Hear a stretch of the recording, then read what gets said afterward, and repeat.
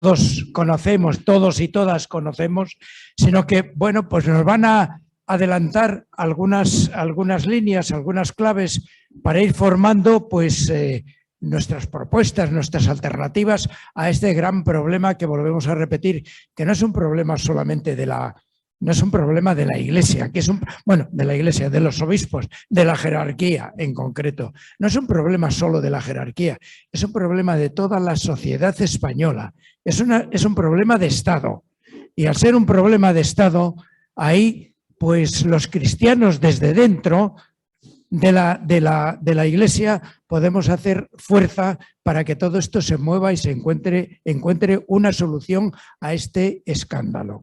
Bueno, pues en esta segunda mesa la va a moderar alguien que es de la coordinadora, se llama Luis Ángel Aguilar, está aquí. Él es de la coordinadora de redes cristianas, él es también de la coordinadora de comunidades cristianas populares. Luis Ángel es un hombre que se mueve muy bien en las redes sociales, que se mueve muy bien en la comunicación, en fin. Luis Ángel es el que va a moderar esto. Gracias y en tus manos. Bueno, pues buenas tardes de nuevo. Después de las aportaciones de Jun y de Pura, de Emilio y de Juanjo, seguimos avanzando. En realidad le hemos puesto unos nombres a las mesas, pero como Jesús incluso me decía, pues bueno, cada uno tenemos claro lo que vamos a decir y vamos dando pinceladas, ¿no? Yo por eso presento esta segunda mesa redonda que dice inmatriculaciones, acciones, propuestas y soluciones, y empiezo recordando solamente dos cuestiones. Una, que el objetivo dominante de estas jornadas, que no son las primeras, y ojalá y fueran las últimas, no se va a centrar tanto en el esclarecimiento del fenómeno de las inmatriculaciones, que es perfectamente conocido por la mayoría de los que estamos aquí, y creo que de los 30 y tantos que estaba viendo que nos seguían ya en directo por streaming. Evidentemente se quedará grabado y nos seguirán muchos más, ¿no? No era tanto ese como la búsqueda de soluciones y alternativas al problema, porque de hecho nosotros habíamos hablado en el comienzo de la preparación de estas jornadas, que nos ha costado como 14 o 15 reuniones por Zoom, recordábamos aquella 11ª tesis de Marx sobre Feuerbach, hace nada más que 177 años, que decía, la más clásica, ¿no? Los filósofos hasta ahora no han hecho más que interpretar de diversos modos el mundo, ahora lo que toca es transformarlo. Y nosotros decíamos, vamos a ver, otras jornadas más, si es que ya no sabemos mucho, si es que ya hemos hablado de casi todo, siempre aprendemos algo nuevo, es que tendríamos que hacer algo sonado. Y una de las cosas que proponíamos al principio, bueno, aparte de las mesas y demás, era hacer alguna acción, no sé, encadenarnos en la Almudena, algo que al final llegue a más gente, porque parece que de esto de inmatriculaciones nos suena, y algunos que somos ya muy rebeldes, como los que por aquí tenemos, sobre todo a Ana, que la he conocido hace poco, y me gusta cómo llevan, si alguien se da cuenta, que le mire las pestañas que lleva, amén de otros símbolos. Con una tricolor que me encanta, porque yo también me defino en Twitter como creyente, republicano, rojo y cojo. Lo de cojo está a la vista, lo demás casi también. Bueno, pero no se trata de hablar de mí. Quería recordaros esto porque queríamos que no son tantas palabras. Pues bueno, vamos a dar unas pinceladas desde distintas ópticas. Mañana tenemos los poderes que habéis dicho. Y hoy, bueno, pues mi misión, yo antes de presentarlos, quería decir eso, de por qué recordábamos a lo de Marx. Porque es hora de devolver lo robado, que ya está bien. Y por eso, acordándonos de a desalambrar, que cantábamos, pues hemos dicho a desinmatricular, como si las inmatriculaciones fueran algo malo, que es curioso que eso casi no lo hemos dicho, ¿no? ¿Inmatricular es algo perverso? No, si inmatricular no es malo. Si nosotros no estamos en contra de las inmatriculaciones, estamos en contra de las inmatriculaciones que ha hecho la Iglesia Católica, que es la que ha pervertido el inmatricular. Es registrar por primera vez un bien, ¿no? Una finca, y para eso se exigen dos condiciones: que haya una escritura de una administración pública y que haya un notario. Y ese es el problema, que la Iglesia ni eran notarios los obispos, ni la Iglesia es una administración pública. Entonces, claro, inmatricular no es malo, vamos en contra de estas inmatriculaciones.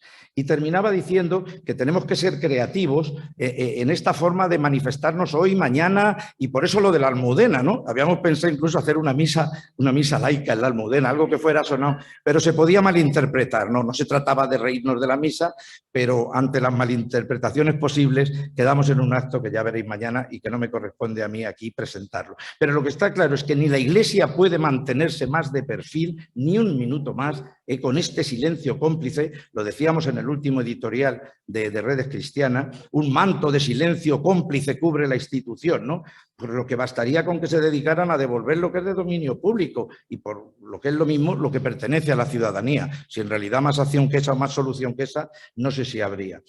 Y no se puede permitir tampoco que el gobierno se vaya de rositas, que es como se está yendo. Parece ser que con la sacada de las 35.000, el listado de 35.000 bienes, que además sabemos que son más del triple, con eso es que hasta el gobierno ha dado carpetazo. Y si Teresa Martínez de la Vega hizo lo que hizo y Carmen Calvo, ¿para qué? Ahora ya tenemos al nuevo beato también preparado para seguir dando carpetazo a lo mismo. Y esto es lo que nos revienta a algunos. Y algunos lo decimos desde la fe, que nos duele doblemente. Nos avergüenza doblemente, porque trabajamos con todos vosotros, por eso está recuperando y Europa Laica está apoyando, pero Redes Cristianas, estamos dentro de la propia Iglesia y nos duele doblemente, ¿no? No se pueden ir más de rosita. Yo además sé de lo que hablo, claro. Evaristo no lo ha dicho, yo lo de rojo he estado en el primer Consejo Ciudadano de Podemos, en el mejor, porque ahora ya es un lío, pero yo fui el responsable de laicidad y libertad de conciencia.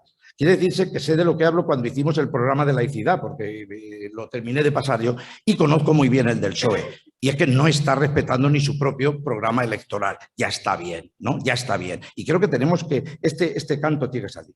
Sin más prelación, que me he permitido hablar a lo mejor 2 minutos más, porque como veis, en la mesa primera hablábamos de 3 ponentes, ¿no? Y aquí me rodean 2 insignes personas. Así que yo presento a las 2 personas que nos acompañan, pero a la vez que disculpo a la tercera que inicialmente nos iba a acompañar y que es Cristina Fallarás, a la que desde aquí le mando un enorme abrazo, lo verá por streaming, será el de todos, pero ella quería participar a toda costa, me dijo solo tengo un problema y es que tengo una cita médica pendiente y con tan mala suerte que la han ingresado hace 3 horas. Así que está en la sanidad pública, está bien, pero desde aquí le mandamos un abrazo y yo creo que para que nos lo oiga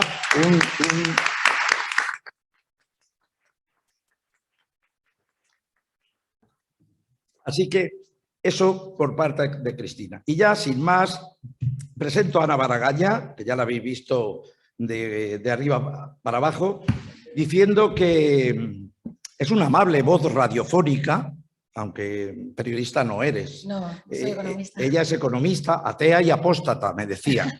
Pues economista, pero que yo lo que quiero destacar, ella decía, es una amable voz, ahora la oiréis, radiofónica, que junto a su compañero José Antonio Naz presenta un programa que se llama Domingos Laicos. Es un programa que se emite los domingos a las 12 en Paradigma Radio y en el que se trata el laicismo como base de la democracia real y de la libertad de conciencia, ¿no? Curiosamente, el pasado 17 de octubre, hace nada, han hecho los 60 programas. Como todo no lo cascas en Google, pues lo sabemos, y precisamente entrevistaba a Nieves con Costrina, que seguro que de haber estado aquí nos hubiera hecho más de una irreverente propuesta, ¿no?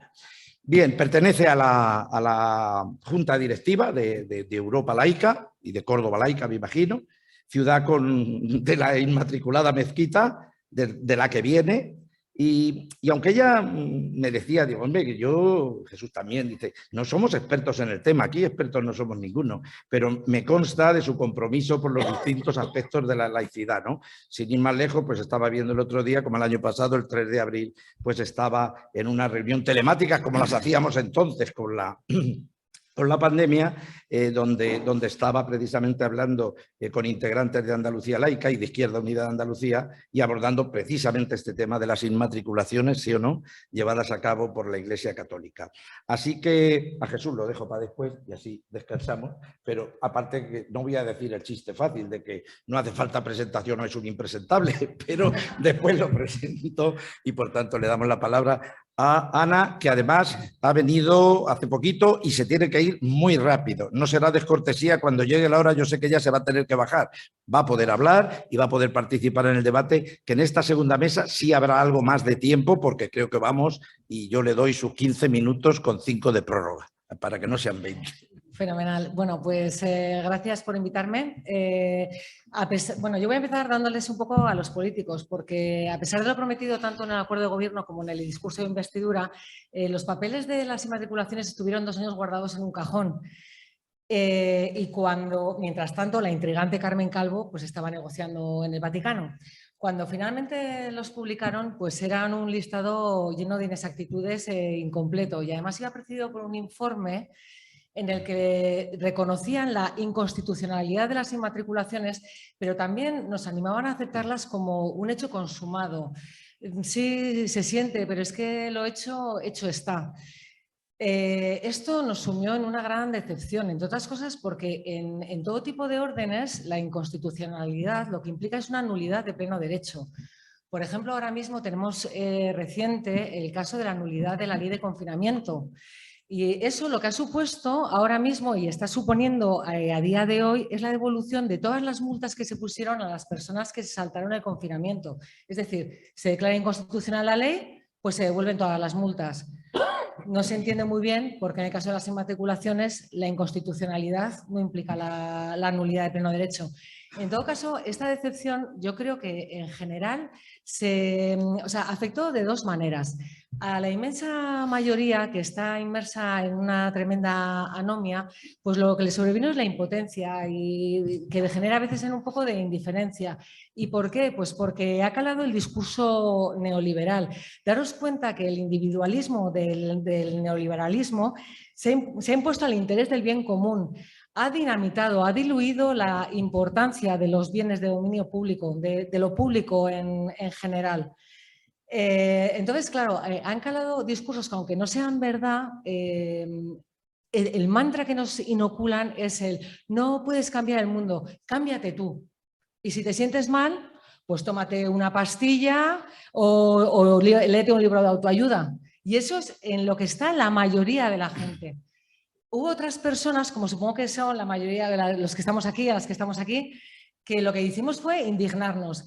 Y esa es la parte que como activistas tenemos que canalizar, porque la emoción es el motor de la acción. Y además es una responsabilidad generacional. Daros cuenta que estamos hablando de bienes que pertenecieron a nuestros padres y que no van a llegar a nuestros hijos. Afortunadamente yo creo que esta ola de indignación va a ir creciendo. ¿Por qué? Pues porque en su insaciable capacidad de usurpación los obispos han ido inmatriculando de todo. Por ejemplo, pues cementerios. Claro, las personas que no pueden ir a visitar a sus difuntos porque a pesar de tener el nicho pagado, pues de repente se encuentran que hay rejas y no pueden pasar. Por ejemplo, las casas del pueblo que antes se reunían, eran el centro de ocio del pueblo, que de repente el obispo ha decidido que no, que las quiere alquilar, o como por ejemplo Nieves con Costrina en el último programa que hicimos de Domingos Laicos nos comentaba que se ha llegado a inmatricular una discoteca.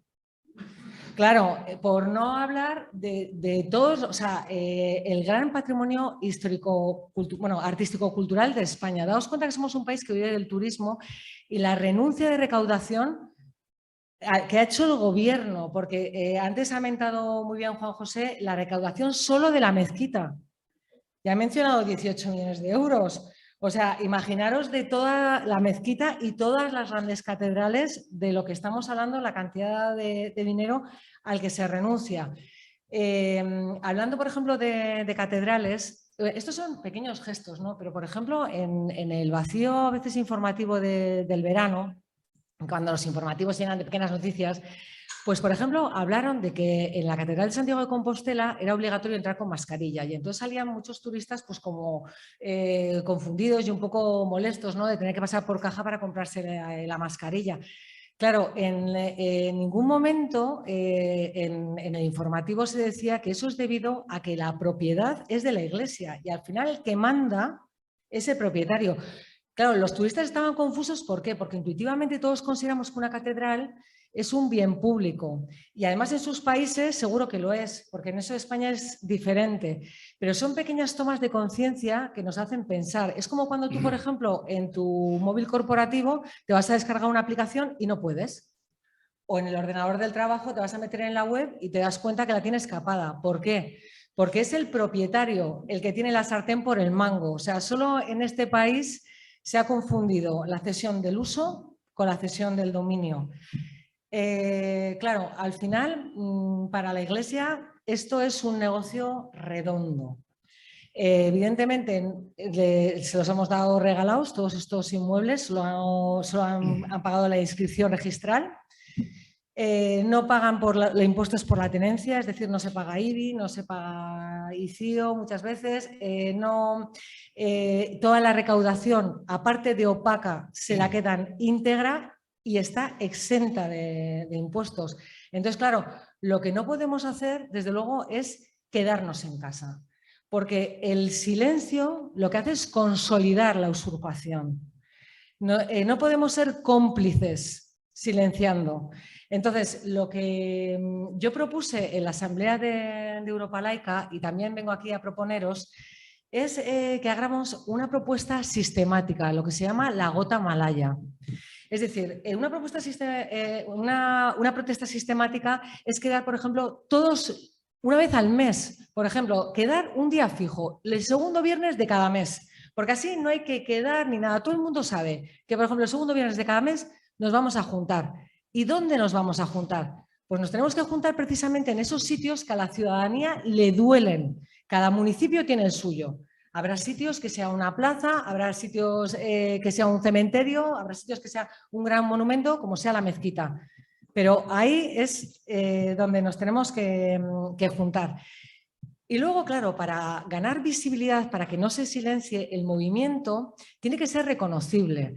Los símbolos que dan cuerpo a los movimientos tienen que ser de andar por casa para que faciliten la adhesión espontánea. Es decir, yo me estoy remitiendo a los chalecos amarillos de Francia, al pañuelo de las madres de la Plaza de Mayo, a los lacitos. Claro, había que buscar un símbolo.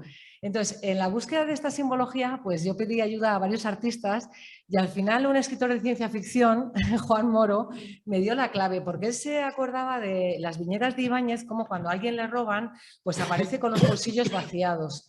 Y entonces de ahí surgió la idea, porque la idea de ver a alguien con los bolsillos así, es que le han expoliado y tenemos que perder la vergüenza, o sea, tenemos que dar la vuelta a la culpa porque tenemos una tendencia a victimizar, a culpabilizar a la víctima, quiero decir, a culpabilizarla. No. Nosotros somos víctimas. Tenemos que sacarnos los bolsillos y además me gustó mucho esta simbología porque me parece que tiene un momento foto. A ver si me explico. Ahora mismo en la comunicación la imagen lo es todo. Igual pues por las redes sociales, por Instagram, por TikTok. Entonces, yo veo que, por ejemplo, unas personas que se acerquen a nuestras concentraciones a informarse, pues si de repente se convencen, de manera espontánea pueden sacarse los bolsillos, además tiene un momento cinematográfico incluso, y sumarse a la propuesta. Entonces, a la gente hay que darle ese momento. O sea, que en un momento dado se puedan sacar la foto y estén todos con los bolsillos y entonces sea reconocible en qué están y dónde están. Por eso me parecía importante ese símbolo. Pero bueno, luego de cara, por ejemplo, el 10 de noviembre, que es cuando nos vamos a volver a juntar delante de todos estos sitios que duelen a la ciudadanía, pues espero que por fin empiecen a verse bolsillos vaciados. En todo caso, cuando se convocó, Recuperando convocó la primera reunión, bueno, la primera protesta a nivel nacional en diferentes sitios, Pues yo hablé con Gobal, que es el artista precisamente del que nos ha hablado Miguel Santiago, que es nuestro artista de cabecera, porque es un hombre que cultiva muchísimo el pensamiento crítico y es un gran agitador de conciencias y bueno, y no te deja para nada indiferente, ¿no?, su pensamiento. Entonces, claro, yo hablé con él y él sintetizó en esta viñeta que podéis ver pues todo el mensaje del movimiento, ¿no? Porque realmente, claro, lo completó. Se trata de que a un golpe rápido de vista podamos ver el sujeto pasivo, que es al que le han robado, pero también el sujeto activo. Y aquí vemos pues al obispo con ese ansia de acaparación insaciable, llevándose todo lo que pueda a la buchaca, ¿no? Entonces, este logo o esta hostia les llama a él porque por un lado la hostia es la que recibes y también pues hace un pequeño homenaje a las hostias consagradas, ¿no? Es ese doble lenguaje que él siempre habla. Entonces, bueno, pues estuvo en todos los carteles, en toda la cartelería y supongo que seguirá estando porque sintetiza muy bien nuestro mensaje. También me parece muy importante en estas concentraciones que no dejemos fuera la música.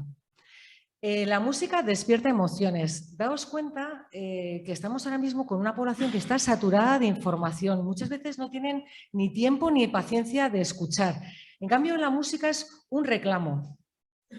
Un reclamo que puede al viandante... Uy, pues me acerco, voy a ver qué es lo que pasa. De hecho, yo creo que, por ejemplo, en la concentración que hubo el 22 de junio, en esta primera reunión que se hizo el año pasado, que convocó Recuperando y que apoyamos Europa Laica, que también apoyaron Redes Cristianas, yo creo que parte del éxito de la concentración delante de la mezquita estuvo en su batucada, porque realmente además te va empoderando, ¿no?, en la protesta, te vienes arriba con la música. Entonces, hombre, si ya consiguiéramos una sintonía particular, ya AZOC sería maravilloso, pero bueno, si no, pues la que sea. Pero en todo caso, yo creo que anima.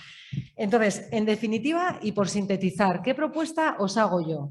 Pues yo os hago una propuesta de una protesta sistemática de una gota malaya. Por ejemplo, una vez al mes, el segundo viernes de cada mes, por poner un ejemplo. Que esté bien fundamentada. Hombre, yo entiendo que al principio, cuando tú te reúnes a protestar, pues puede disuadir la escasa convocatoria, la escasa capacidad de convocatoria, pero eso no nos tiene que desanimar. Acordémonos de Greta Thunberg, que ella solita se plantaba todos los viernes delante del Parlamento de su país para protestar. Y fijaos dónde ha llegado. O sea, cuando hay fuerza en las convicciones y las razones son de peso, al final la gente se va adhiriendo. Tenemos que estar fuertes y ser sistemáticos y además, o sea, tenemos unos intelectuales de un gran nivel que nos van a dar cuerpo a todo el argumentario. Pues, por ejemplo, tenemos a Tamayo, tenemos a Miguel Santiago, a Gómez Movellán. Bueno, no me quiero dejar a nadie fuera, a Antonio Manuel, por supuesto, y Antonio Manuel, que no... tenemos respaldo teórico, vamos a tener. Pero tampoco debemos de olvidar que la protesta tiene que ser visual, porque es la forma de comunicación ahora que es la que triunfa, y tiene que ser también divertida. ¿Por qué? Porque tenemos que ir implicando a esa parte de la sociedad que os he comentado antes, que está en la anomia, que está paralizada por ese discurso neoliberal, por ese individualismo tan férreo que ha dinamitado el bien común. Entonces, para sumarles, tenemos que intentar eso, comunicar de una forma divertida también. Bueno, yo os traigo dos propuestas más que también se están barajando en Europa Laica.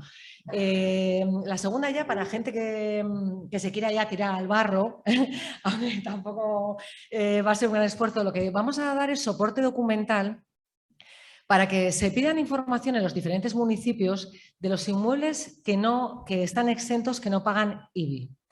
Esta es una labor de campo que con el soporte documental, tanto para pedir la información como para las mociones, si hay que presentarlas después, pues no es tan difícil de hacer, pero dan información muy valiosa. Pues, por ejemplo, bienes pertenecientes a la Iglesia que están explotados económicamente, que no están destinados al culto y que en cambio están exentos de IBI.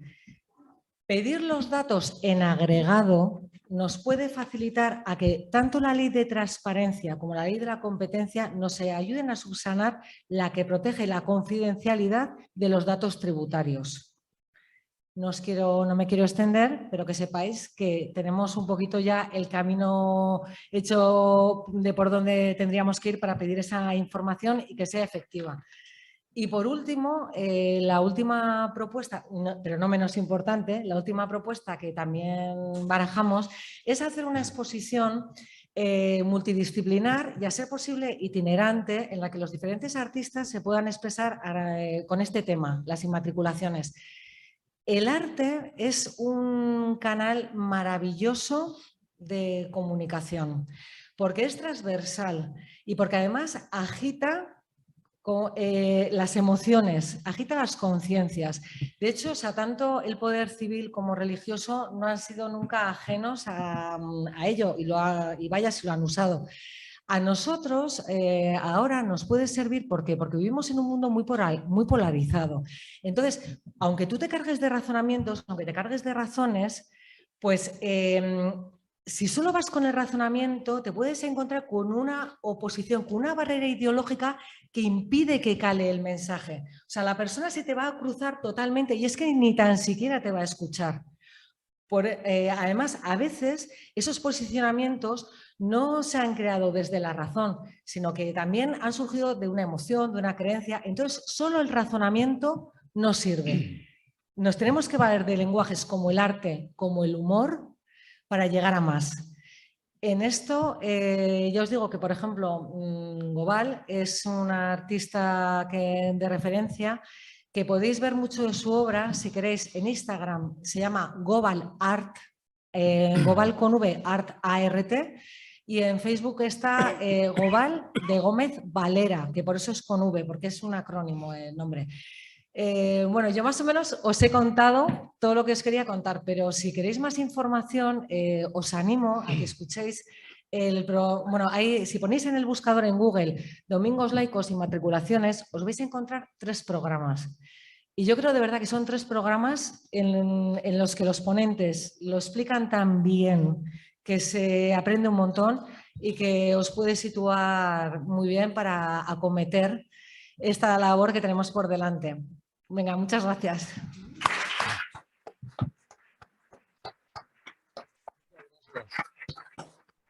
Yo creo que es esta, ¿no?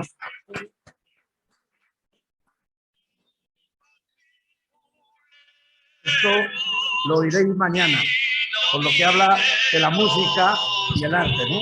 El grupo Adeban, grupo de Zaragoza, nos ha hecho ad hoc esta canción que mañana aprenderemos: Immatriculemus in nomine nostrum registrarunemus ergo nostrum es. Una canción que haremos mañana en el acto cívico. Bueno, pues muchísimas gracias, Ana, y por esa jovialidad y por esa frescura de propuestas que no podremos decir que no son novedosas.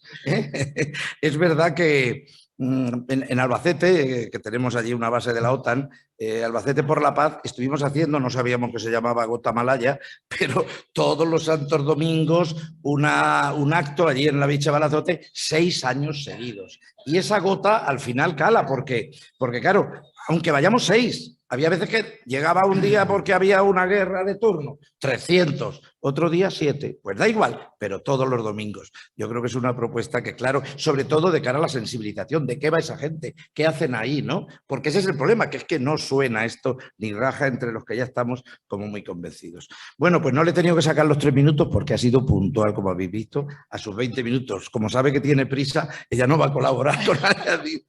Bien, pues entonces, ahora sí os presento a Jesús Maraña.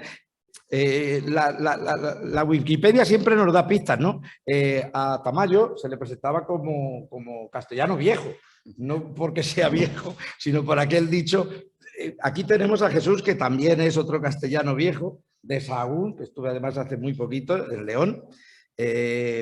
Y lo primero, yo voy a decir solo 3 cosas porque Ana me hablaba de, ¿quieres que te mande mi ridículum en vez de mi currículum, ¿no? Y es verdad que a veces a la gente es verdad que hay que escucharla por lo que dice, ¿no? Y no por lo que ha hecho.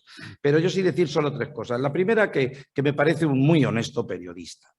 Esto en los tiempos que corren parece que no es decir nada, pero es decir mucho, ¿no? Es decir mucho.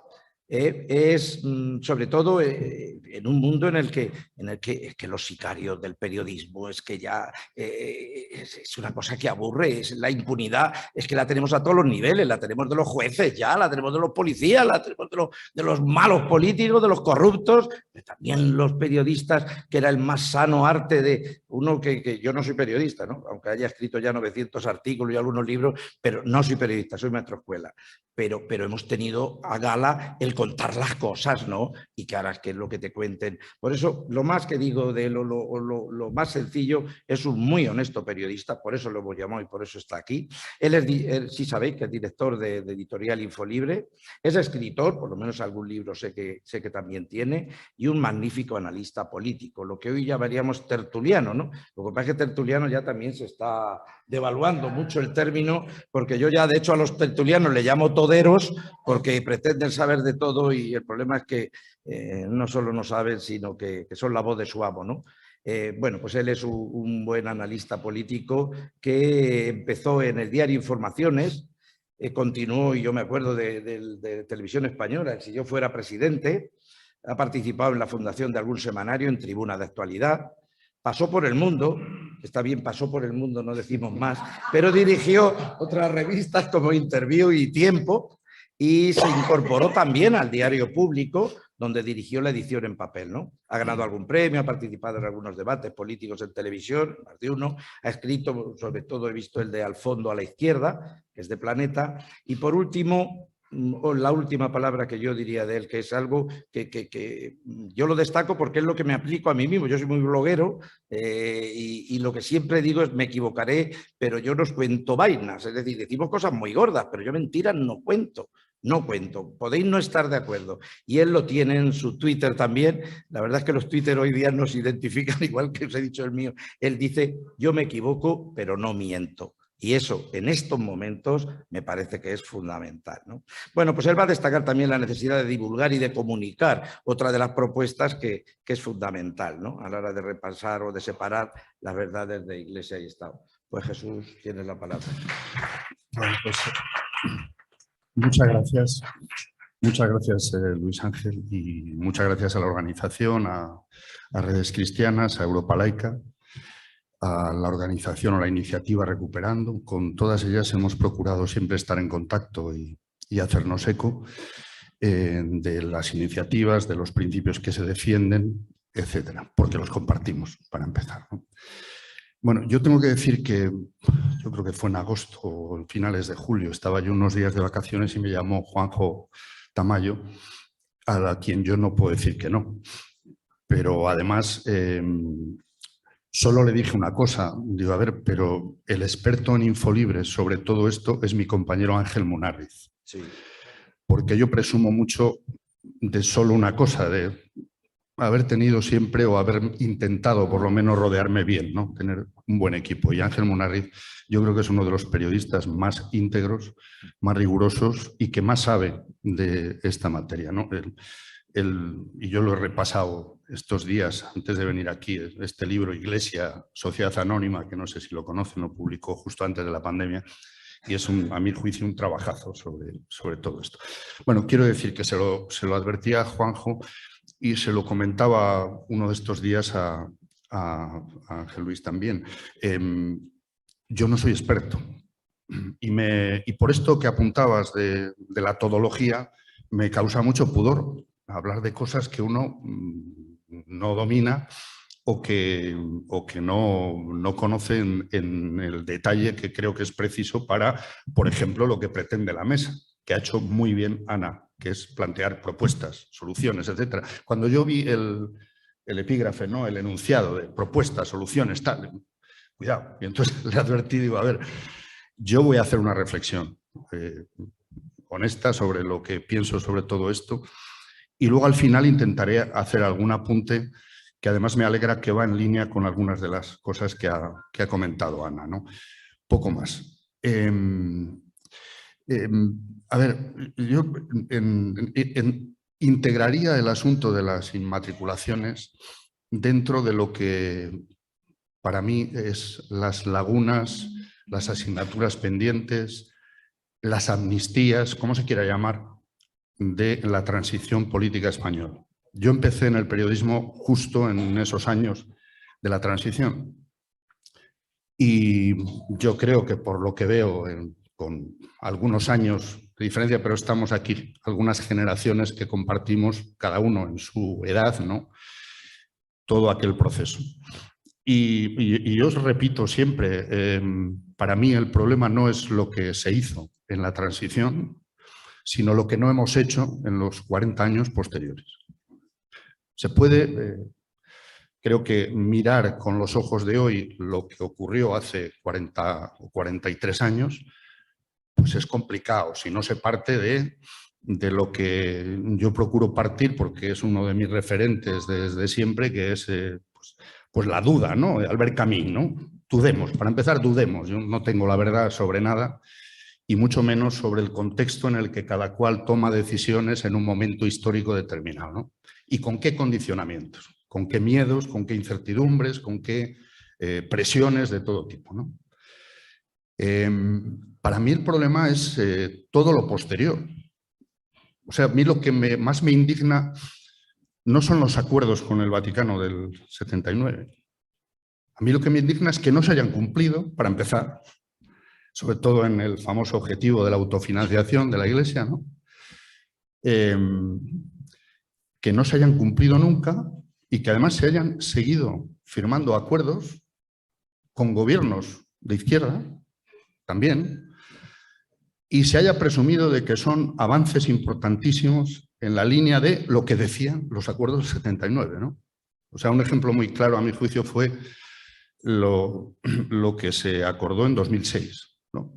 Que se vendió, recuerdo a María Teresa Fernández de la Vega, que lo explicó como un gran avance en el objetivo de la autofinanciación, etcétera, etcétera, ¿no? Y tenía que haber dado al tercer año. La claro, Iglesia se comprometió al tercer año, aquella 36. Claro, uno desde mi posición, digamos, ideológica o cívica, prefiero siempre llamarlo cívico porque nunca me he identificado absolutamente con ninguna sigla ni con ningún partido, pero sí tengo unos principios que creo que compartimos en un espacio muy amplio de lo que se llama un proyecto de progreso, de izquierdas, como se quiera llamar. Nunca he recibido una explicación clara, diáfana, concreta de por qué se ha cedido siempre. Porque yo sí entiendo cuando en un momento determinado, pues por volver a la etapa de final de la transición, por qué se hacen determinadas cesiones para ganar al estamento militar para que cumpla su función en democracia. Pero es que nunca se ha ganado a la Iglesia para que tenga su posición en democracia y en una constitución que decreta un Estado aconfesional y, a mi juicio, y al de creo que mucha gente que sabe más que yo y que respeto muchísimo, marcaban los parámetros de un Estado laico moderno. Entonces, la única explicación que a mí, en corto, digamos, me han trasladado políticos de distintas opciones y de distintos grados de progresismo, por decirlo así, ¿no?, es la de la teoría de las balanzas, ¿no? En 2006, recordemos, cuando se conceden esos acuerdos y se presume de ellos, claro, los obispos estaban convocando manifestaciones en la calle contra el aborto. Es que estaban en la calle de la mano del Partido Popular, manifestaciones en Serrano, Colón. Han tenido un activismo político incansable. Esto es así. Y no han tenido el mismo respeto que hemos tenido los que defendemos el laicismo hacia la Iglesia. Yo siempre he tenido un respeto absoluto. Obviamente, es que me parece algo que no hay ni que discutir, ¿no? Yo me he educado, como supongo que la mayoría de los que estamos aquí, en una cultura católica. Yo fui monaguillo de pequeño, es decir, es que nací en un pueblo de León, como has dicho. Sagún. Si te escuchan en Sagún decir que soy castellano, te matan, te tiran al pilón. Claro, es viernes, soy leonés. No, es Tierra de Campos, pero Pero es León, Sí, entonces... sí. No, es que a mí a veces se me escapa porque Sí. yo llevo desde los 16 años en Madrid, pero ya sabemos que cada uno tiene sus raíces, su identidad y tal, y a mí me lo han reprochado paisanos del pueblo, decir, no, tú eres leonés, no eres castellano-leonés. Bueno, yo soy de Sahagún, es igual. Yo fui monaguillo de pequeñito, lo cual no quiere decir nada.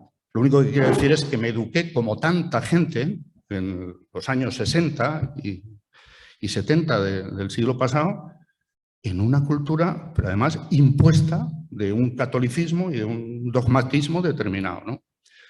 Pero desde un respeto a la religión. Y obviamente, desde el punto de vista de un demócrata, que es lo que hay que poner por delante siempre de todo lo demás, pues siempre ha actuado con ese respeto hacia cualquier creencia, la católica y cualquiera. Ahora, lo que no se asume de ninguna manera, desde el otro lado, es tener ese mismo respeto no hacia los laicos, sino hacia la democracia y lo que significa un Estado democrático de verdad. Y de verdad, claro, significa muchas cosas, ¿no? Yo no voy a repetir aquí los datos porque los conocéis mucho mejor que yo, pero claro, que se haya hecho ese dictamen, ¿no? Ese informe de 34.961 bienes, ¿no? Cuando el cálculo era de unos 100.000, ¿no? Y todo eso parece que no ha pasado nada, ¿no? Que no hay nadie que sea... Porque en eso siempre ha tenido una habilidad, a mi juicio, enorme, la jerarquía o la cúpula de la Iglesia Católica, que es el victimismo, lo que tú decías respecto a las víctimas del latrocinio, ¿no? No, quien lo ejerce siempre es la Iglesia, que ante esos gobiernos a los que citaba se sitúan siempre como víctimas de una persecución. Y eso desde el punto de vista político-mediático, porque obviamente sabemos que la mayor parte del espectro mediático en este país siempre ha estado en las manos del sector más conservador de este país, pues funciona, pues se dice, cuidado, que vienen los quemaconventos, que vienen se van instalando los mensajes más o menos sutilmente o no tan sutilmente, y eso, como pasa tantas veces, recibe una respuesta desde los sectores, ya no digo de izquierdas, digo demócratas, recibe una respuesta, a mi juicio, blanda, con complejos. Y a mí me parece que una de las actuaciones más convenientes para que esto lo podamos situar en algún momento delante de los focos es defenderlo como causa democrática. Todo lo demás es secundario para mí, en mi modesta opinión. Lo primero es la democracia. Y no es democrático que sigan teniendo los privilegios que tienen en todos los sentidos.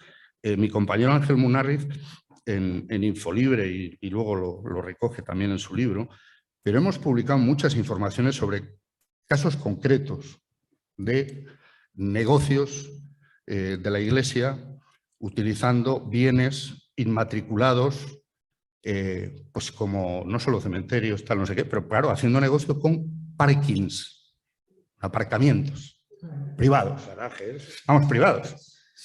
Son puestos a nombre de la Iglesia. En este caso quiero recordar que era en Almería, pero eran dos parkings importantes de la ciudad de Almería. Entonces lo realquilaban y recibían eso sí, sin pagar IBI, sin pagar IVA hasta el momento en que esta es otra, cuando se dijo, venga ya, un gran acuerdo y una gran cesión de la Iglesia que empieza a pagar el IVA. Pero a ver, si es que obligaba a Europa, obligaba a Bruselas. Se dio ya un ultimátum, dicen, oiga, dejen ya esto, es decir, tienen que pagar el IVA como todo, porque si no se está incumpliendo la normativa europea. Así es como se empezó a pagar. Bueno, pues como esos casos concretos de parking, si podría citar hoteles y otras propiedades, claro, es que están significando un negocio de competencia, iba a decir ilegal, como mínimo ilegítima o desleal, porque no compiten en las mismas condiciones que cualquiera en el mercado libre que se supone que caracteriza una democracia liberal, ¿no? No, la Iglesia nunca ha actuado como un actor más en el espectro democrático, sino que ha impuesto sus intereses y siempre con una opacidad absoluta, que a mí me parece que no a estas alturas, sino desde hace mucho tiempo, es una de las cosas que hay que exigir, tú lo has mencionado muy bien, en todo lo que se refiere a las cuentas de la Iglesia. Nosotros todos los años, reiteradamente, pero desde mucho antes de que empezaran a hacer la famosa memoria, ¿no?, anual, pedíamos, lo hicimos, discúlpenme la voz porque tengo un trancazo curioso y tengo la garganta un poco cogida. Pedíamos pues el balance anual y con el mayor detalle posible. Por supuesto, en los tiempos del diario público no nos hacían el menor caso, ni en la revista Tiempo, que ya lo hacíamos, ese ejercicio.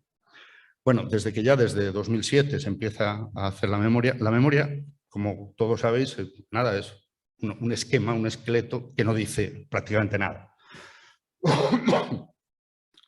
Cuando, yo creo que fue en 2019, 2018, el Tribunal de Cuentas hace aquel informe de fiscalización, en el que ya por lo menos apunta dos cosas, ¿no? Dice aquello de que la Iglesia no puede tener superávit y emplear el superávit, repartirlo entre un fondo de reserva que no explica qué se hace con él, ni para qué sirve, ni cómo funciona. Y segundo, para invertir en una televisión concreta, que es 13 Televisión. Esto ya dijo el Tribunal de Cuentas, esto no es correcto. Si usted se aplica el ingreso vía IRPF, etcétera, tiene que estar sometido a lo que está legalmente estipulado para ese ingreso. Nunca se ha respetado. Y se sigue sin respetar. Este año, las últimas cuentas que las publicamos antes del verano, que son las que corresponden a 2020, yo creo que establecían que ingresaban en 13 Televisión casi 6 millones de euros del superávit vía IRPF. Por cierto, era un superávit récord, ¿eh? En los últimos 5 años, lo tengo por aquí. Es que a mí en los tiempos que corren, es decir, y lo que estamos pasando todos con la factura de la luz, la tabarra que damos todos a todas horas con si sube el gas, baja el gas, etcétera, que la Iglesia habla de millones como cosa boba, y yo cuando veo en los últimos 5 años un superávit de 84 millones, de los que 36, el 43% han ido a 13 Televisión. Y 47, el 56%, a ese misterioso fondo de reserva. Pero a ver, es que esto no se le permite a ninguna organización cívica, a ninguna organización no gubernamental, a ninguna que se pueda equiparar en el sentido de recibir fondos para hacer cosas con la gente que lo necesita, ¿no? No se cumplen los elementos mínimos de una fiscalización transparente. Se siguen sin cumplir, ¿vale? Claro, 43 años después de esos acuerdos Iglesia-Estado del 79, ni se cumple ese compromiso de autofinanciación, ni se retiran muchos de esos privilegios de los que disfruta la Iglesia desde el principio del franquismo, ¿no? Como mínimo, yo me iría más atrás, porque desgraciadamente este país creo que hay muchas explicaciones que hay que encontrar en el periodo de la Restauración y finales del 19, principios del 20. Yo siempre creo que esa época es interesantísimo estudiarla para ver hasta qué punto hemos avanzado y qué lagunas seguimos teniendo, ¿no? Bueno, yo como a esto sí estoy acostumbrado, me dice Luis Ángel aquí 3 minutos, lo voy a liquidar rápidamente. Porque de lo que es propuestas, ideas, como se quieran llamar, yo no me atrevo a llamarlo propuesta, me gustaría a mí tener soluciones para esto y para tantas cosas, ¿no? Pero tomo la palabra a lo que ha planteado Ana de acciones concretas desde el punto de vista cívico, de protesta o de manifestación o como se quiera llamar. Yo llevo muchos años defendiendo algo que consiste en lo que yo describiría como una especie de pinza entre la sociedad civil y las voces o los medios realmente independientes o fiables, como lo queramos llamar, ¿no? Y algunas experiencias positivas tenemos Por resumir, citaría dos relativamente, además, recientes y muy actual, alguna de ellas. Desde los tiempos de la revista Tiempo, luego en Público y después en Infolibre, nosotros tomamos la causa, era una causa vecinal en el centro de Madrid, en el barrio de Chamberí, de unos vecinos que se rebelaron porque se iba a construir un campo de golf en mitad de Madrid. No sé si muchos lo conoceréis, ¿no? Bueno, esto era un negocio absolutamente absurdo, pero obsceno, de parientes de Ignacio González, el número 2 de la comunidad, de Esperanza Aguirre, y otra gente de buena familia, ¿no? Bueno, el movimiento vecinal, fundamentalmente, a base de todos los sábados por la mañana, estaban donde había que estar, increpando, con todo respeto. Hicieron cosas, además, muy divertidas, muy divertidas. Los detuvieron, los llevaron a comisaría por plantar una encina, donde debía estar el campo de golf, y ellos defendían que hubiera un parque. Por plantar una encina tuvieron que ir a juicio, y el juicio fue una cosa de los hermanos Marx. Pero claro, no pasó nada, obviamente, no les pasó nada, menos mal, porque hay jueces que también pueden decidir cosas raras, ¿no?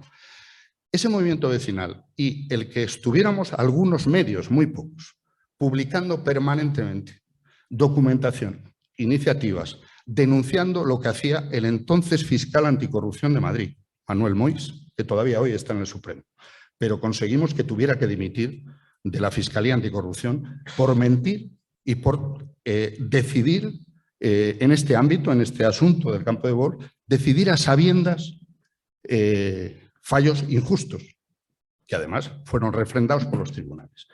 Esa causa se ganó, se paralizó ese proyecto y hoy está en marcha un parque del que probablemente presumirá Ayuso antes de las próximas elecciones.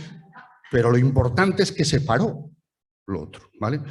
Y segundo, y mucho más actual y presente, que a mí me parece una de las mayores vergüenzas nacionales de los últimos años, que es lo que ocurrió en las residencias, sobre todo en la primera fase de la pandemia.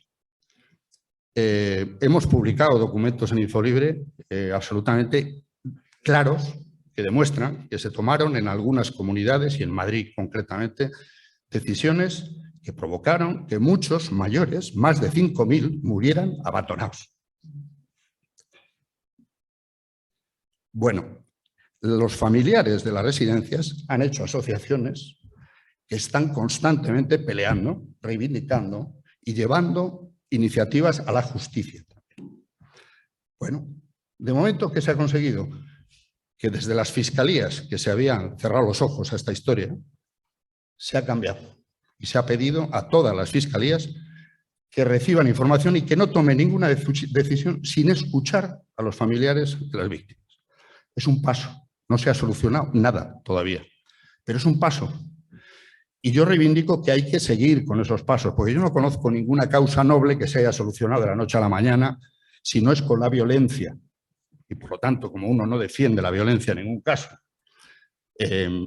caso, lo que sí creo es que hay que ser, tú lo has llamado la gota malaya o como la quiera usted llamar, pero esa pinza entre la sociedad civil y el periodismo fiable, yo ya solo digo fiable, porque todo lo demás, cuando se dice independiente, puede ser un rato por las mañanas, otro por las tardes, tal, pero todo el mundo tiene presiones, todo el mundo tiene condiciones, todo el mundo tal.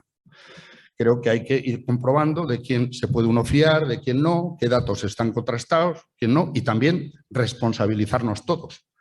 Porque yo también reconozco que estoy muy cansado de que mucha gente me diga qué barbaridad lo que dice fulanito. Y yo me pregunto, pero si fulanito lleva mintiendo 25 años, ¿por qué lo escuchas? ¿O por qué lees tal cosa? Eso es problema suyo y problema de la democracia. Tenemos que aprender a responsabilizarnos también de qué cauce seguimos, cómo nos informamos y qué pasos damos, ¿no? Y a partir de ahí es que las otras cosas que creo, pero que creo que todos compartimos también, es que ¿por qué no se ha hablado, que además estaban los acuerdos de gobierno, de coalición, de la ley de laicidad?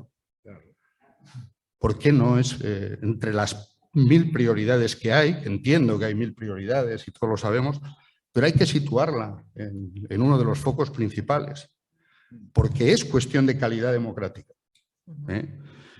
Igual que, por supuesto, lo que decimos del tema impuestos, del tema IBI, etcétera, donde ya ha habido avances en Italia, por ejemplo, en otros países, pues veamos qué se está haciendo en el mundo para terminar con cosas que son absolutamente arcaicas. Creo que eso es lo principal, porque el tema de la transparencia, tomo también la palabra de Ana, ahora y en distintas causas sí comprobamos que aunque se tarda, al final podemos ir obligando a todas las instituciones, incluida la Iglesia Católica, a retratarse. Costará más o menos tiempo, pero se puede conseguir. Yo creo que nada más, me callo ya. Gracias. Muchas gracias, Jesús.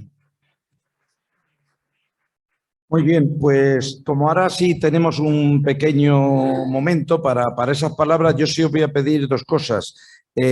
Una, que lo vamos a hacer en rondas. La primera ronda, por favor, que sean preguntas para Ana, porque ella se va a bajar de la mesa en 10 minutos. Entonces, de momento, para Ana. Después seguiremos hasta las 8:30 y ya diremos alguna cosa más. Bueno, para Ana, más entusiasmado. Ha sido como una ventana que ha entrado un aire fresco por ahí, de verdad. Y estoy contigo que hay que luchar y que hay que poner días. Por ejemplo, yo voy a concretar dos cosas. Para la memoria histórica, llevamos muchos años que con la pandemia se pasó, todos los jueves se ponían en la Puerta del Sol. Unos días jueves más, otros menos y tal. Y ahí se ha ido consiguiendo pues buenas cosas también. Y luego también me ha gustado que dijeras que realmente también es muy necesario que sea divertido lo de la batucara, como tú decías, que yo estuve en la manifestación. Quiero decir que hoy mi marido no está aquí, se ha marchado, porque está el grupo de la Solfónica. Y la Solfónica está siempre reivindicando con letras a la calle. O sea, que pone una nota de alegría que tú decías. Entonces, con ese grupo yo creo que podéis contar, porque está en esa línea de reivindicar todas las cosas que surgen en la sociedad. ¿Alguna pregunta más? Si no.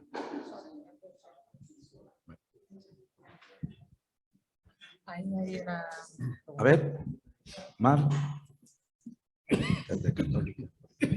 Hola.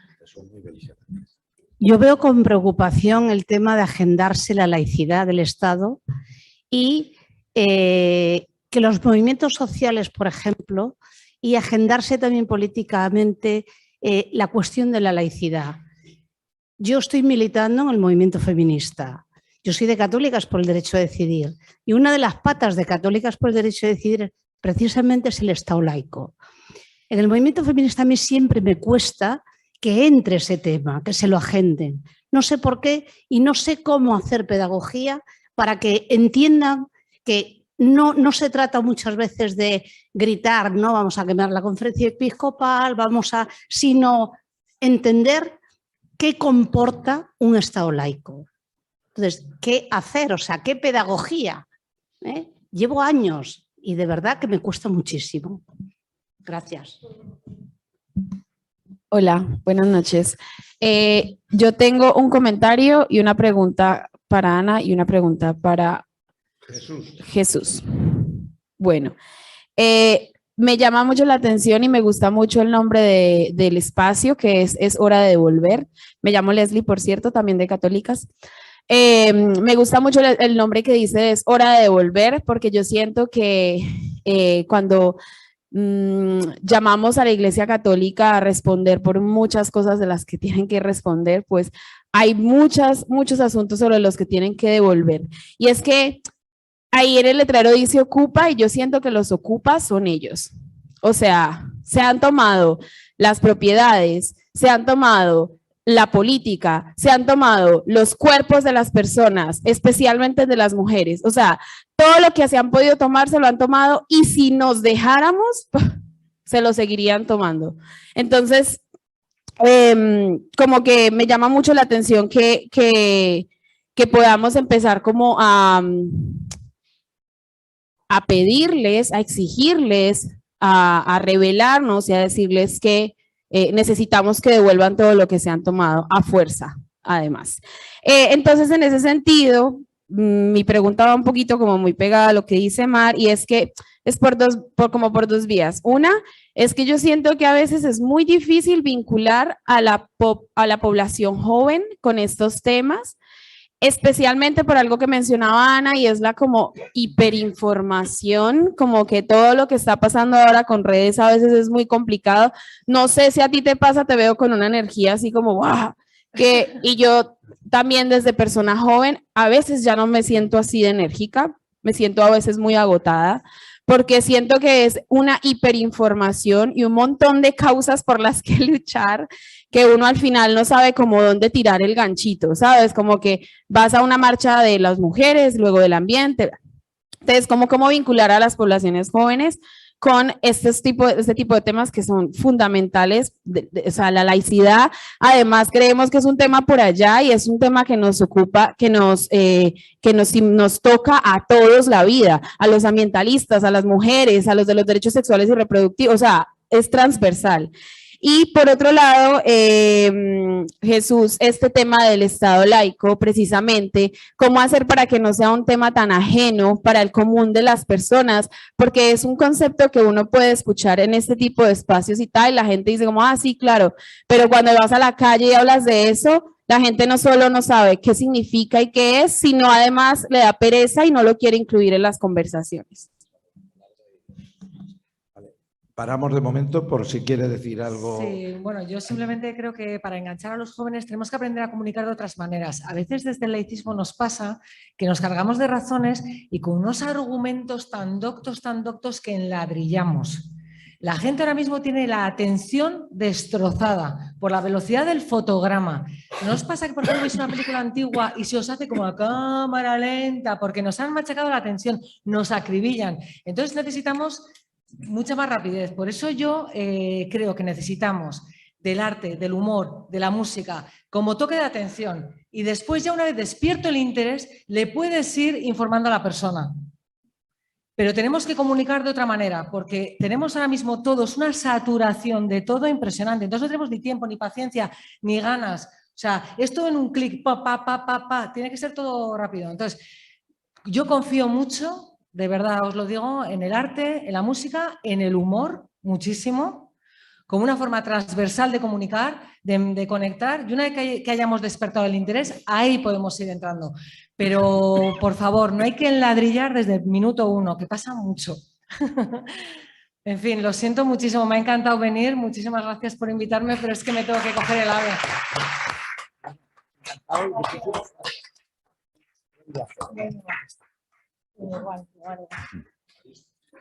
Todavía tenemos 17 minutos. Bueno, empieza.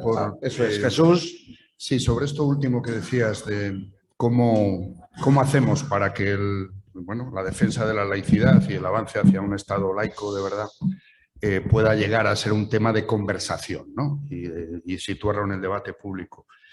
Claro, esto a mi juicio conecta con algo de lo que por lo menos mientras yo he estado no hemos hablado, pero que es capital cuando hablamos de privilegios de la Iglesia, que es la concertada, que es la educación. Porque es el principal, el elefante en la habitación, el que genera el mayor dineral, porque está en manos en un porcentaje altísimo de la Iglesia y de las organizaciones religiosas. No hace mucho, en una mesa redonda que tenía que ver con todo esto, un responsable de la Federación de Colegios Privados de España denunciaba como esto que hablábamos de las inmatriculaciones, denunciaba como una competencia desleal e ilegítima la que hacen los colegios concertados con los privados. Fíjate, ya no lo digo desde la defensa de la educación pública que uno defiende, ¿no? Y de la calidad de la educación pública. Pongo este ejemplo por lo siguiente, porque creo que cuando competimos a la hora de situar debates, a veces tenemos, por muchas razones que no vienen al caso, por muchos factores, la tendencia a debatir sobre principios muy sólidos, ¿no? Y sobre principios éticos, filosóficos, de todo tipo y políticos. Yo creo que hay que competir también en las cosas del comer y argumentar mucho más sobre lo que significa de verdad la trampa que hay en cuando ellos mismos sitúan el debate entre educación concertada o pública. Y digan, no, oiga, de lo que estamos hablando es de que hay que competir en igualdad de condiciones y si usted es una entidad privada y utiliza su dinero como considera pertinente y además de una manera opaca, lo que no puede ser es que viva fundamentalmente de recursos públicos. Porque estamos vaciando los recursos públicos y entregándolos a mucha gente, a muchos empresarios que pasan por grandes emprendedores y viven fundamentalmente de los recursos públicos. Y yo creo que esto es una vía para intentar explicar también en la vía de la educación, desde muy pequeñita a la gente, lo que significa la identificación, a mi juicio, total entre lo que es una democracia y un Estado laico. Y lo otro son trampas que nos perjudican a todos y a los bolsillos de todos, como dicen ellos. Hay que tener el dinero en mi bolsillo. Oiga, yo decidiré si está donde tiene que estar, si hay una fiscalidad justa, etcétera, etcétera, como receta la propia Constitución. Pero lo del bolsillo, por lo menos usted no me lo medio vacíe. Es decir, vamos a conformarnos con que democráticamente compitamos en igualdad de condiciones. Por resumirlo, creo que hay que argumentar más, de una manera mucho más, no sé cómo decir, pragmática, para que esto toque y se nos responda con eso que tanta potencia tiene para ellos, que es la desinformación, que es simplemente, pues bueno, pues hablas de agua y te dicen esto es vino. Esto pasa en muchos debates. Esto que tú llamabas tertulianos. Y dices, no hombre, todo debate ideológico es enriquecedor, pero lo que no se puede es negar la realidad. Y la realidad de cómo está funcionando la Iglesia Católica respecto a cómo debe funcionar en una democracia moderna es todo esto que estamos hablando. Pero creo que hay que argumentarlo tocando la fibra directa de lo que afecta a la economía de la gente, a la familia, a la educación, a tantas cosas, ¿no? No, simplemente... Simplemente quería hacer una anotación que es el marco.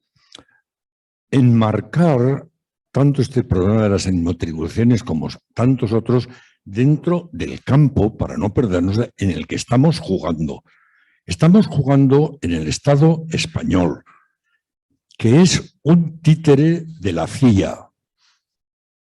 Porque el cambio, esto está clarísimo, eso no son opiniones políticas, claro, es que es mucho poder. ¿Qué va a pasar del franquismo sin Franco? Pues se inventa una democracia. Franco habló de la democracia orgánica porque se la había sacado de allí. Bueno, entonces, pero no, una democracia moderna, monarquía constitucional, trampas, total, pero desde el marco en el que estamos jugando. Está trampeado el campo, está comprado el árbitro. Entonces, ¿pero cómo va a hacer María Teresa Fernández de la Vega contra los obispos que fingen, porque saben que tienen la sartén por el mango y el mango también? Un intercambio de cromos natural. ¿Pero quién es el PSOE? No sé si os acordáis aquello que de entrada, no, la ONU. Pues todo, pues, pero es un juego, perdón, de la ONU, de la OTAN. Gracias, perdona. Claro, de entrada no. Es decir, todo parte de esa raíz o de ese tronco, como lo quieres llamar, son ramas. Entonces, cambio de cromos. Ah, ¿no me dejas la ley del aborto? Mira que te levanto las enaguas y te saco las inmatriculaciones. No, tal. Pues es un juego de nenes en el Estado español, porque ni la Conferencia Episcopal Alemana, ni la holandesa, ni la británica, ni la sueca, ni ninguna de la Iglesia Católica, católicos, en griego, universal, Rocco Varela y compañía. Venga, penúltima pregunta. Lo mismo, siguiendo lo que dice Jesús, que tenía yo pensado precisamente eso. Es decir, lo mismo que se hace publicidad porque no se haga ninguna casilla en la declaración de Hacienda, había que hacer, digamos, también boicot a los colegios católicos, que es lo que yo quería decir. Pero por eso añadir, porque ordinariamente esto está en los acuerdos que se firmaron, y entonces no solamente en los acuerdos, es toda la tradición que la Iglesia ha tenido de toda la enseñanza. Hoy los jesuitas, tantos colegios, yo estoy en Sevilla y Portaceli es uno de los grandes colegios claretianos, aquí de nuestro, que es San Antonio María Claret, allí junto al Betis. Es decir, boicot a los colegios católicos. ¿Estás opinando? No, por dar un dato en esa línea, una. en los últimos 10 años ha crecido más del 40% el dinero público invertido en la educación concertada. Es decir, que se ha ido al negocio privado. Mientras se recortaba la educación pública. En esos 10 años se ha recortado la educación pública. Bueno, esto llevado a familia y escolar a escolar, como mínimo hay que ser conscientes de ello, porque no lo somos, porque la mayoría de la gente no lo es. Ni siquiera es consciente de lo que significa la concertada, porque en los años 80, cuando se creó, en fin, no vamos a leernos aquí, pero todos sabemos de dónde viene y si en su momento podía haber zonas donde tenía su justificación, si se hacía además limpiamente, transparentemente, etcétera, etcétera, pero hace mucho que eso ya no es así. Y si no hablamos de la España despoblada o de cómo se asume la inmigración en la educación pública y en la concertada, ¿no? Por ejemplo. Bueno, muchísimas gracias, Jesús Magaña, que invito a todos que además apoyen al periódico Infolibre. Yo soy socia, así que no me llevo comisión, pero bueno, creo que es... recibo... Claro, recibo todos los días vuestras noticias y me abruma el no poder ni leerlas porque todas tienen un peso tremendo y están tratadas con muchísima seriedad. Y es algo que necesitamos que no se pierda, es muy importante. Hay 3 o 4 periódicos que creo que nos tenemos que tomar en serio, apoyarlos. Sin ellos ya no tenemos voz ni para esto que estamos hablando aquí. Bueno, entonces quisiera también señalar que el expolio que está haciendo la Iglesia Católica, aparte de lo que ya se ha dicho, tiene que ver con que tenemos un país que no es laico o que no trata en igualdad a las religiones, que dice que tiene un trato preferencial, pero la Constitución dice que todos somos iguales y hay muchos españoles y españolas que tienen otra religión. Y estas comunidades que estamos defendiendo la interculturalidad desde hace muchísimos años, desde hace décadas, tenemos que dar un pasito más allá porque o todos o ninguno tenemos chiringuito.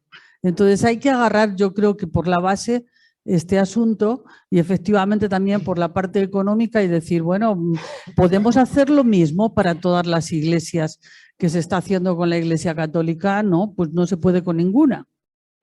Aparte que las inmatriculaciones no son las subvenciones, las inmatriculaciones es un plan colonial sobre nuestro propio país. ¿Ya podemos responder? Queda uno. Una, sí, una Antonio última. Manuel. Sí. Y tú verás si quedan una o dos. Gracias. Cuando hablaba Jesús de la necesidad de la toma de conciencia respecto a la educación concertada, yo creo que el verdadero problema es que hay una pérdida de la conciencia generalizada con respecto a lo común. Y cuando hablaba de las cosas de comer, lo más doloroso es que clases humildes, clases populares, son precisamente las que están tendiendo, por ejemplo, a la educación concertada. Yo provengo de un pueblo de Andalucía que tenía un centro privado del Opus Dei, que ahora se ha hecho concertado hace un poco tiempo y ha producido un vaciado descomunal de la educación pública hacia el centro del Opus Dei. Las razones, porque el coste es prácticamente ridículo y porque se garantiza el aprobado y notas muy altas, especialmente para el acceso en la universidad. Entonces, todo esto es un bucle perverso, ¿no?, que hay que cortar, porque desde la propia administración se justifica porque se ahorra dinero con la educación concertada. Y eso que, como tú decías, se puede desmontar fácilmente. Sin embargo, lo que sí provoca es que ya somos convencidos los que estamos llevando a nuestro hijo a la educación pública. Mi hijo ha terminado este año bachillerato en una clase donde han compartido aula, ciencia y letras 15 personas. Mientras que en este centro, que antes era privado y ahora es concertado, paran todos los días 3 autobuses y la mayoría de la gente, repito, que esto es lo que más duele, humilde de mi pueblo, ya se está yendo a ese centro porque sabe que allí va a aprobar y porque además lo quita de la gente más, bueno, pues... Es que intento ser prudente, yo creo que todo el mundo lo está entendiendo, ¿no? Lo que está colocando es a la gente más marginada, la está colocando al final en la educación pública. En consecuencia, repito, entiendo lo que dice, pero creo que esto hay que zanjarlo desde ya porque es que las cosas de comer están favoreciendo justamente a quien no debería favorecer. Bueno, pues por ser fieles a la hora también de terminar, llevamos 3 horas y media, vamos a darle la palabra a Jesús para que cierre. Después os recordamos que mañana seguimos con otro enlace de streaming a las 10 de la mañana aquí, luego seguiremos en la Almudena, ahí tenéis todo el programa y le damos la palabra a él. Yo después le haré una petición, a la vez que le daré las gracias. Bueno, yo no, por intentar responder un poco a la reflexión que hacías. Yo en eso soy muy taxativo. Hay que exigírselo al poder político. Tiene que actuar. Es decir, es que para esto está la política. Y además yo reivindico la política, la buena política. Porque además si permitimos que no funcione para eso, nos cargamos la democracia, que es lo que está pasando incipientemente o no tanto en muchos países de nuestro entorno y está empezando a ocurrir aquí. Y cuando digo que hay que exigir políticamente actuar, es que no, esto que apuntabas, pues no hay por qué tolerarlo. Es decir, ¿cómo que la concertada no tiene que asumir lo que corresponda a la hora de integrar alumnos inmigrantes? ¿Por qué? No, es que hay que exigirlo. Y si no, se retiran los recursos públicos. Porque a mí me parece que eso es mano de santo. Igual que ya se ha legislado y se empieza a cumplir que un empresario que haya sido condenado por corrupción no puede recibir un euro público mientras esté cumpliendo la condena pertinente, o si se la ha inhabilitado para el menester, pues nunca. Pues esto hay que aplicarlo a todo.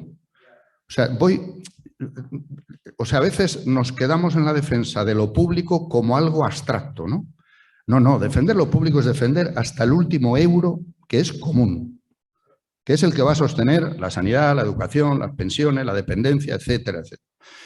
Y vamos a confrontar ese debate, porque yo creo que, insisto, que ha habido mucho, no sé cómo decir, mucha flojedad a la hora de defender esos debates. O sea, no hay manera de que nos atrevamos, cuando digo nos atrevamos, me refiero a los representantes políticos que deberían atreverse pues a dar el debate a fondo de la fiscalidad. Seguimos siempre aquí diciendo, bueno, que impuestos, subir o bajar impuestos, pero ¿qué broma es esta? Este no es el debate. El debate es a quién hay que subir impuestos, a quién se le podría o convendría bajarlos, quién sostiene esto, qué nos toca a cada cual, cúmplase la Constitución, etcétera, etcétera, etcétera. Hay muchos argumentos para dar ese debate.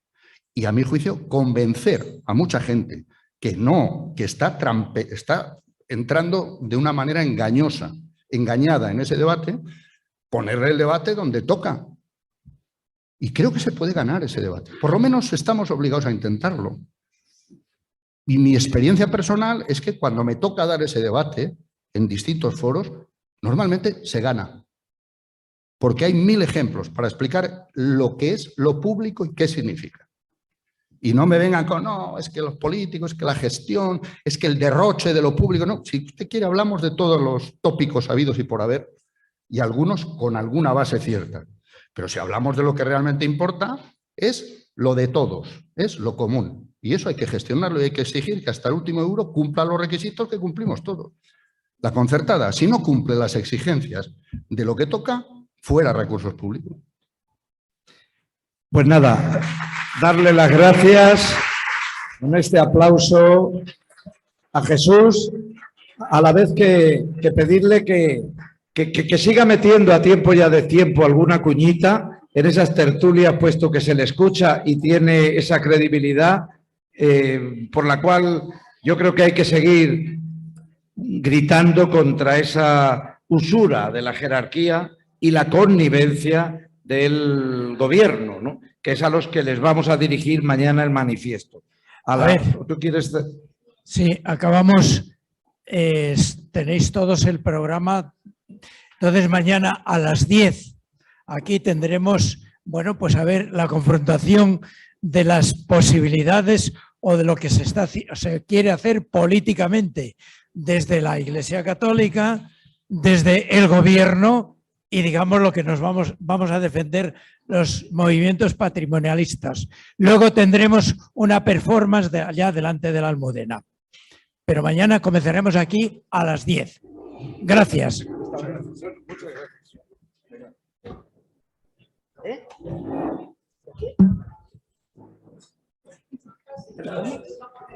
Que lo diga. Bueno, me recuerda, Juanjo, que están firmando el libro que se ha presentado de los obispos de la mezquita.